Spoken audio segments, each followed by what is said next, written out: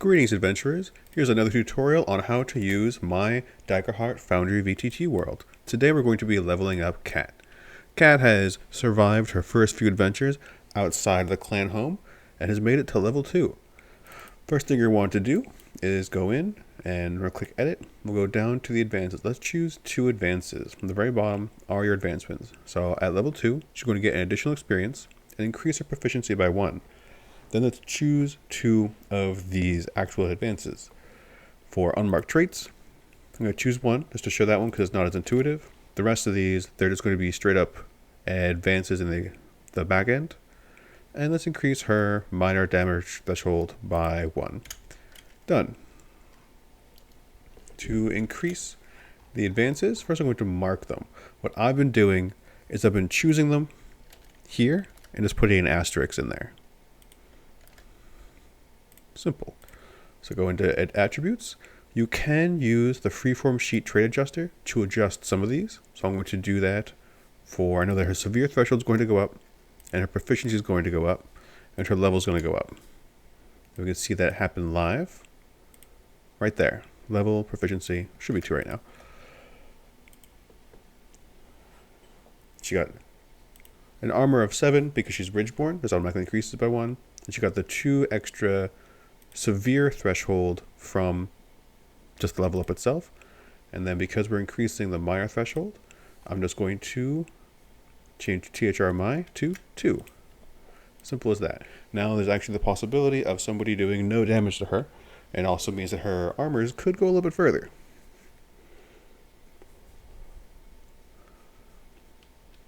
That's the first part, and the easiest part. Next, at the very bottom, so she's going to need a new experience. Going to choose a new domain deck card at your level or lower. So for the experience, I'm going to first put it in here. Let's say that for her experience, I know this starts at 0 because I'm using array numbers. That's made it a little bit easier for me in my head. She is slow to trust. Simple. I'm also going to want to put that into here, just for easy reference. Slow to trust, +1.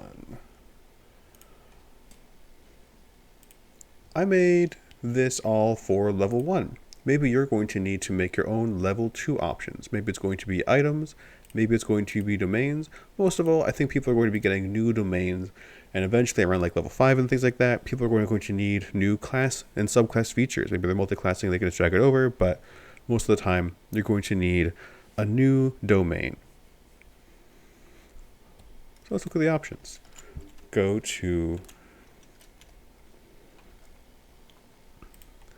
in the Daggerheart demo plane, they give you access to all of these things for free, and that's probably where you're going to need to reference it. There's the most up-to-date ones. The open manuscript and those cards can be out of date even if they're part of the 1.4 release. And I'm going to look at the Arcana and Sage list view adjusted by level. And she's going to get a natural familiar. So I'm going to just copy the text there, go into Sage, level 2. One of my players already has Conjure Swarm. So let's say Conjure Familiar. Conjure Familiar, no template.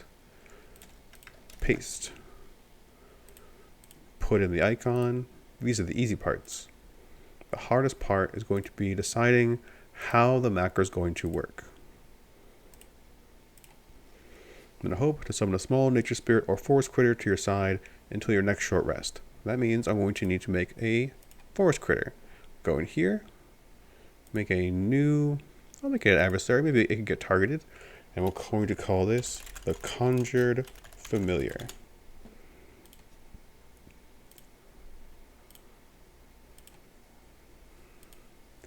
Let's go back to these icons. I want it to be as convenient as possible.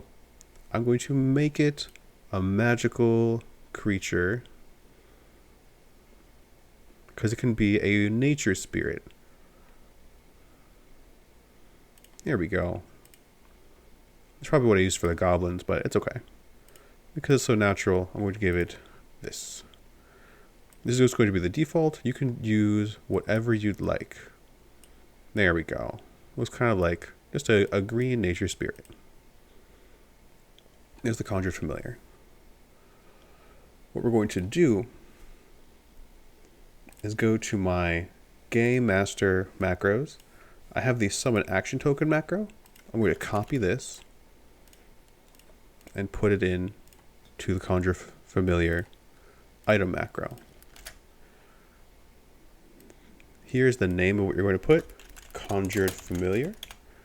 And I do want it to look a little bit different when it gets summoned. So go down here for the sequencer layer, sequencer database. I want it to be a plant growth. That's going to be nice. I want round even nicer.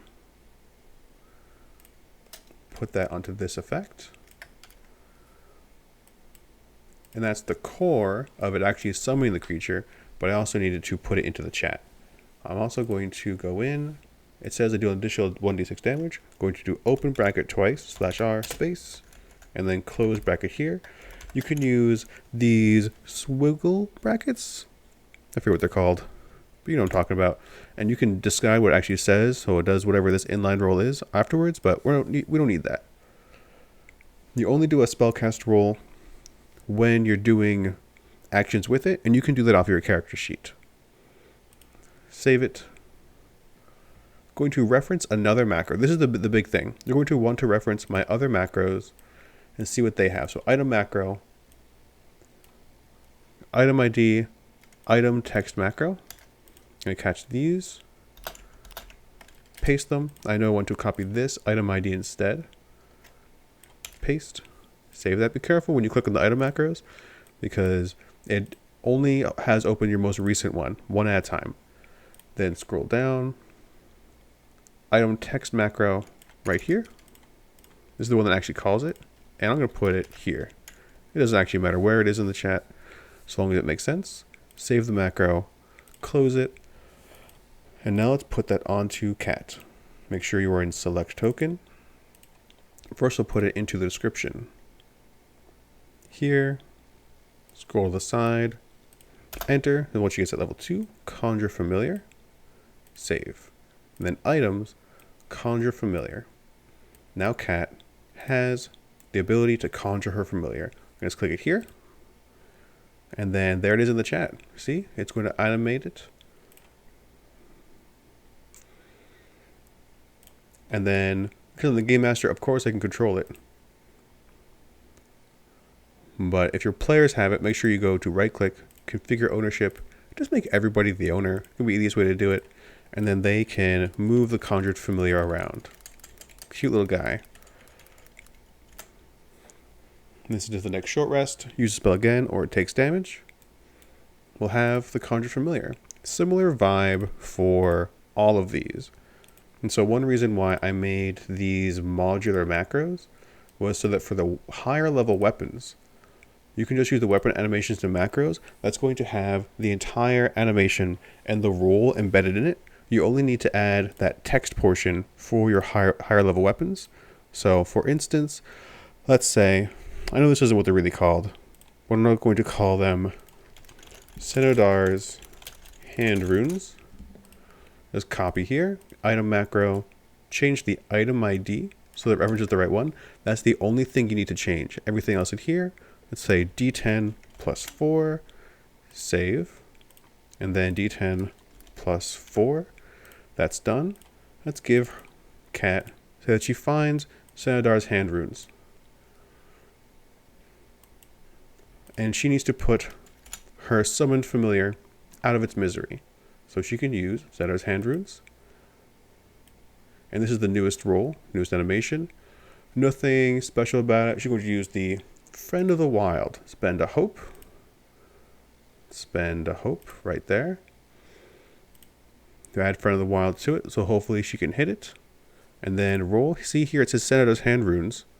And that's definitely going to be a hit.